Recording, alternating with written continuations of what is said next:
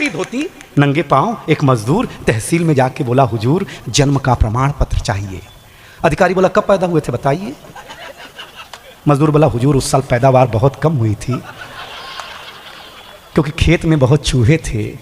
अम्मा बताती हैं कि रामधनी की बच्चिया और हम दोनों एक ही दिन पैदा हुए थे। अगर जो गांव के लोग हैं इस दर्द को सुनेंगे, रामधनी की बच्चिया और हम दोनों एक ही दिन पैदा हुए थे। अधिकारी बोला, अरे भाई प्रमाण चाहिए, जाइए किसी से लिखवा के लाइए। मजदूर बोला, हुजूर कुछ कीजिए ना, बिना प्रमाण के ही बना दीजिए ना, बिना प्रमाण के ही बना दीजिए ना।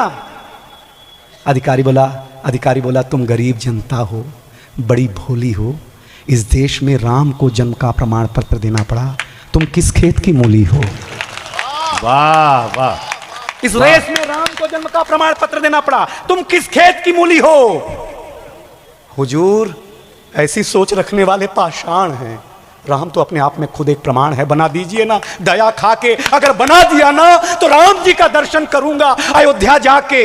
मजदूर बोला तो अधिकारी बोला, तो एक बात सुनो ध्यान से, खास करके देवेश सर को एक कविता सुना रहा हूं क्योंकि मैंने 2 दिनों में उतनी चिट्ठियों पर उनका समाधान देखा तब।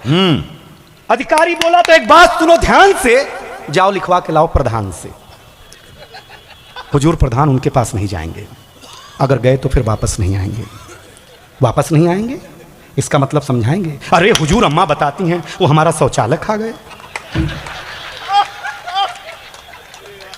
वो हमारा आवास खा गए, उन्हीं के चलते हम इस हालात में आ गए। ये सब हुजूर उन्हीं की मेहरबानी है, हम उन्हीं की लिखी हुई एक कहानी है। वाह वाह वाह वाह हुजूर, वाह हुजूर ये सब उन्हीं की मेहरबानी है, हम उन्हीं की लिखी हुई एक कहानी है, एक कहानी है।